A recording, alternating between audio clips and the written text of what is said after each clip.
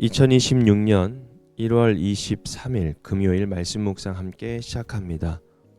오늘 말씀은 창세기 17장 1절에서 27절까지 있는 말씀입니다. 함께 말씀을 묵상합니다.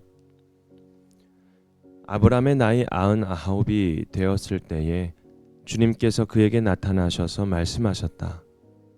나는 전능한 하나님이다. 나에게 순종하며 흠없이 살아라. 나와 너 사이에 내가 몸소 언약을 세워서 너를 크게 번성하게 하겠다. 아브라함이 얼굴을 땅에 대고 엎드려 있는데 하나님이 그에게 말씀하셨다.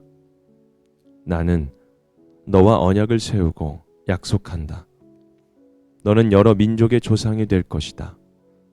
내가 너를 여러 민족의 아버지로 만들었으니 이제부터는 너의 이름이 아브람이 아니라 아브라함이다.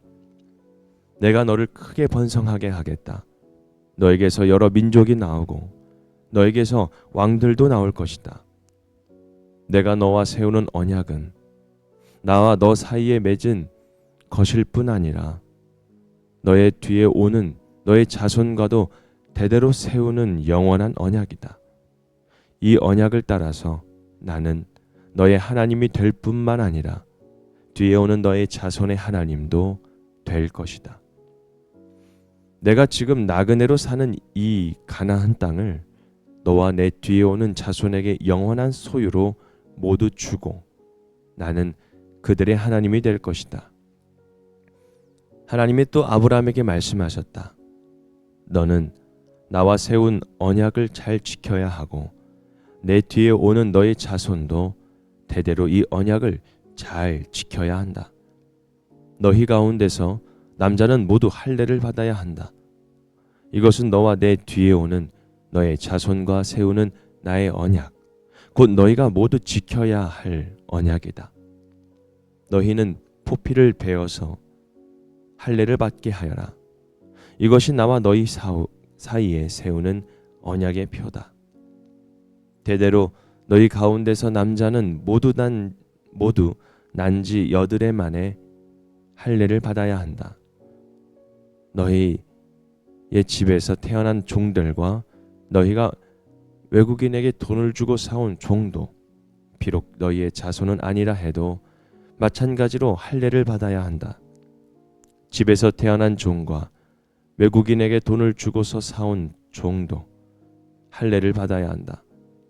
그렇게 하여야만 나의 언약이 너희 몸에 영원한 언약으로 새겨질 것이다. 할례를 받지 않은 남자, 곧 포피를 베지 않은 남자는 나의 언약을 깨뜨린 자이니 그는 나의 백성에게서 끊어진다. 하나님이 아브라함에게 또 말씀하셨다. 너의 아내 사레를 이제 사레라고 하지 말고 사라라고 하여라. 내게 그에게 복을 주어 너에게 아들을 낳아주겠다. 내가 너의 아내에게 복을 주어서 여러 민족의 어머니가 되게 하고 백성들을 다스리는 왕들이 그에게서 나오게 하겠다.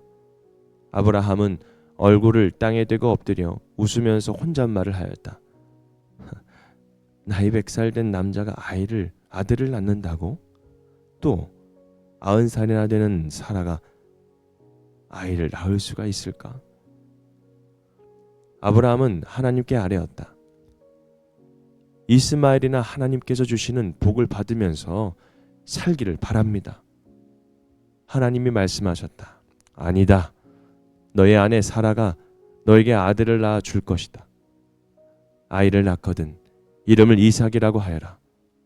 내가 그와 언약을 세울 것이니 그 언약은 그의 뒤에 오는 자손에게도 영원한 언약이 될 것이다. 내가 너의 말을 들었으니 내가 반드시 이스마엘에게 복을 주어서 그가 자식을 많이 낳게 하고 그 자손이 크게 풀어나게 할 것이다. 그에게서 12명의 영도자가 나오게 하고 그가 큰 나라를 이루게 하겠다. 그러나 나는 내년 이맘때에 사라가 너에게 낳아줄 아들 이삭과 언약을 세우겠다. 하나님은 아브라함에게 말씀을 다하시고 그를 떠나서 올라가셨다. 바로 그날에 아브라함은 자기의 아들 이스마엘과 집에서 태어난 모든 종과 돈을 주고 사온 모든 종, 곧 자기의 집안의 모든 남자와 함께 하나님이 말씀하신 대로 포피를 베어서 할례를 받았다. 아브라함이 포피를 베어서 할례를 받은 것은 그의 나이 99살 때이고, 그의 아들 이스마엘이 포피를 베어서 할례를 받은 것은 이스마엘의 나이 13살 때이다. 아브라함과 그의 아들 이스마엘은 같은 날에 할례를 받았다. 집에서 태어난 종과 외국인에게서 돈을 주고 사온 종과 아브라함 집안의 모든 남자가 아브라함과 함께 할례를 받았다. 아멘. 새 이름, 새겨진 언약이라는 주제로 함께 말씀을 묵상하겠습니다. 어쩌면 오늘 이 아브라함의 상황과 또 이 환경은 스스로도 끝난 사람이라고 생각할 수도 있습니다. 왜냐하면 그의 나이는 99살이었고 사람의 계산으로 보면 이미 끝난 나이였습니다. 기다릴 만큼 기다렸고 실패도 많이 경험했습니다. 그래서 하갈과 이스마엘이라는 또 차선 선택도 있었지만 이미 그것도 지나갔습니다. 그런데 하나님은 끝난 사람처럼 보이는 그 사람을 다시 부르시죠. 그래서 하나님께서 다시 아브라함을 찾아오십니다. 나는 전능한 하나님이다. 나에게 순종하며 흠없이 살아라. 하나님은 가능성이 가장 사라진 순간에 가장 분명하게 당신의 그 언약을 말씀하십니다. 이 장면은 우리에게 이렇게 묻습니다. 너는 지금 너 자신을 어떤 이름으로 부르고 있는가? 여러분, 지금 하나님께서는요, 아브라함의 이름을 바꾸셨어요. 존귀한 아버지에서 여러 민족의 아버지라는 뜻인 아브라함으로요. 중요한 것은 아브라함이 이미 여러 민족의 아버지가 되었기 때문에 이름이 바뀐 것이 아니다라는 점입니다. 아직 아무것도 바뀌지 않았을 때에 하나님은 이미 그 이름을 부르셨고 바꾸셨습니다.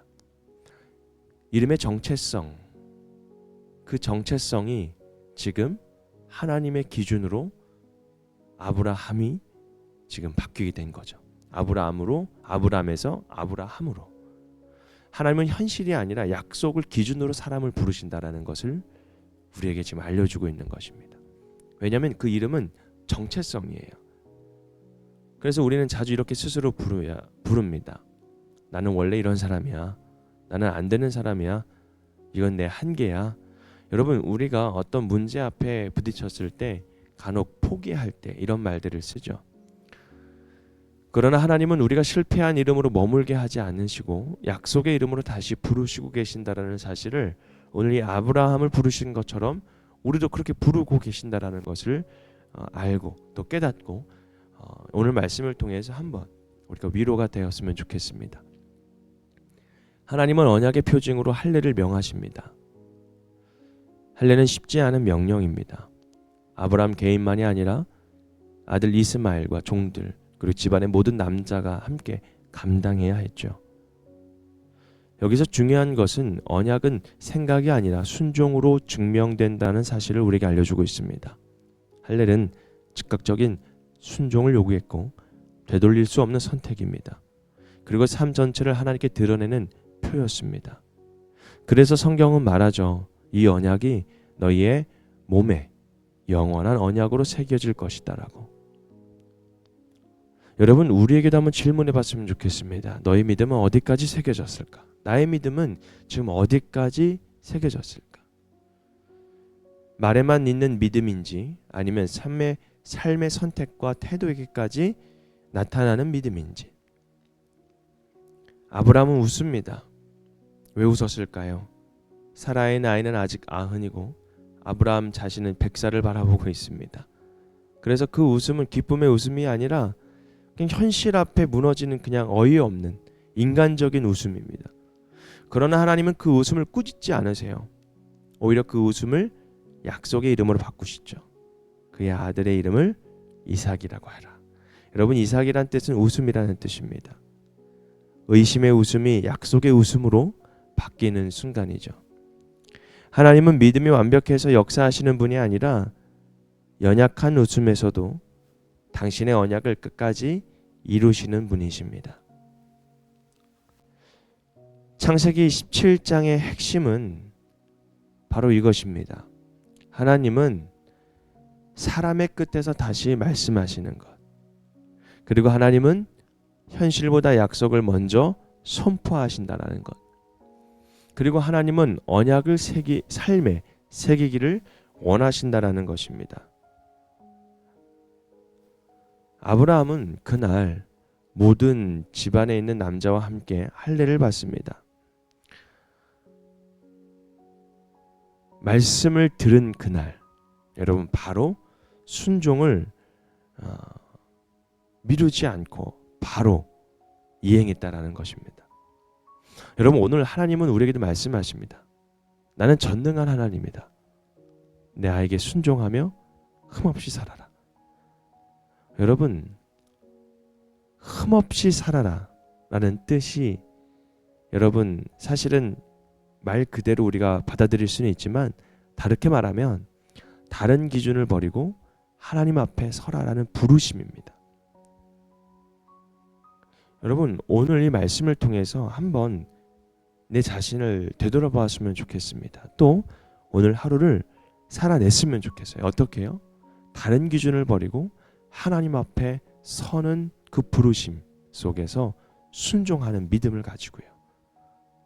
내가 스스로 붙잡았던 그 옛 나의 모습들을 잠깐 내려놓고 현실 내의 그 한계보다 우리가 주님의 그 약속을 더 크게 믿을 수 있는 말이 아니라 이제 삶으로 우리가 살아내는 그런 믿음의 사람이 되기를 주님의 이름으로 축복합니다. 여러분 아브라함은 그 자리에서 바로 순종하며 그 하나님의 뜻을 이루어 나갑니다. 우리도 의심도 할 수 있습니다. 그런 한계에 부딪힐 수도 있습니다. 그러나 우리들의 기준을 이제 버리고 하나님 앞에 서는 그 부르심을 우리가 순종함으로 살아냈으면 좋겠습니다. 오늘 우리들의 이름을 바꾸시고 삶을 또 바꾸시는 그 하나님,